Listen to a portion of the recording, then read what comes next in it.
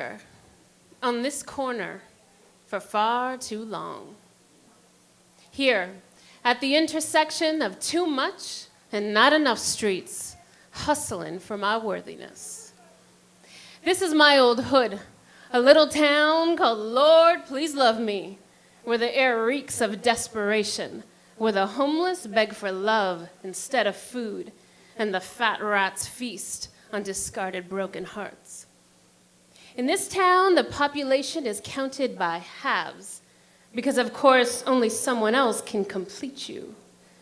In this town, there's only one restaurant, an all-you-can-eat buffet serving guilt, shame, and servitude, because no matter how much you stuff your face, baby, you're guaranteed to leave hungry. And in this town, there's only one lesson taught in the classroom, that your value comes from out there, and you graduate the day you master the art of people-pleasing. And as the former mayor of this town, baby, that was my claim to fame. I grew up right around the corner here on 121 Daddy Come Home Street. You can drive by most Sundays and see me at 6 years old, 8, 10, standing at the doorway, nose pressed to the glass window, waiting. Be ready at noon, he would say, as though time meant anything to him. I'd spend the morning primping myself like a woman does on a first date. What started off as pigtails evolved into hair teased just so. Don't judge, it was the 80s, y'all.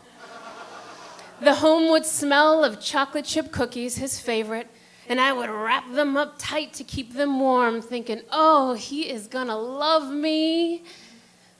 He's gonna love them. And I stood at that door, waiting. I remember the cruel ticking of the clock.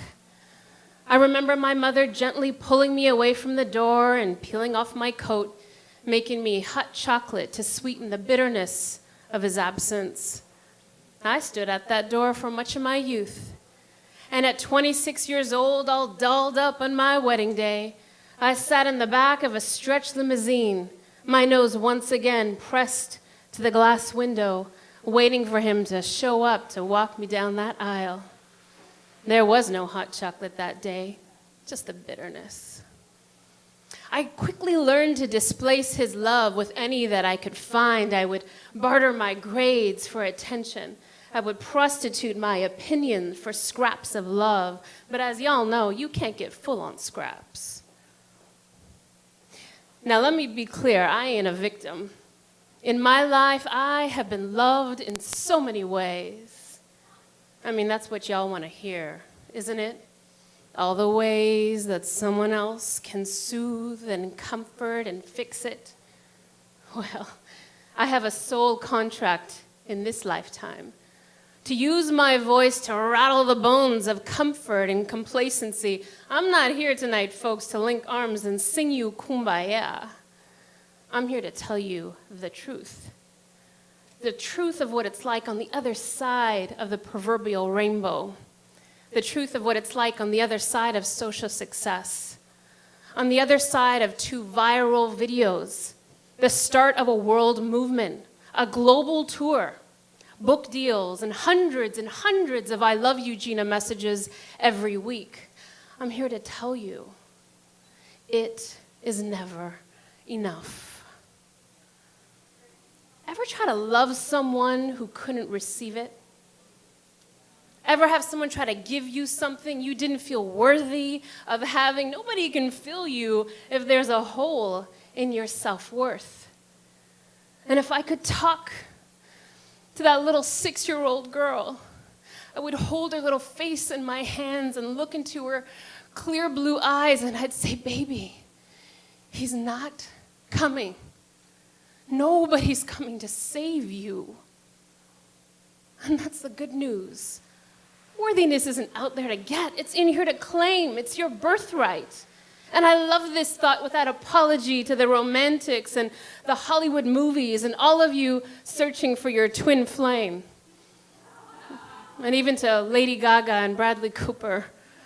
I love knowing that the journey to loving myself is the ultimate love affair of my life.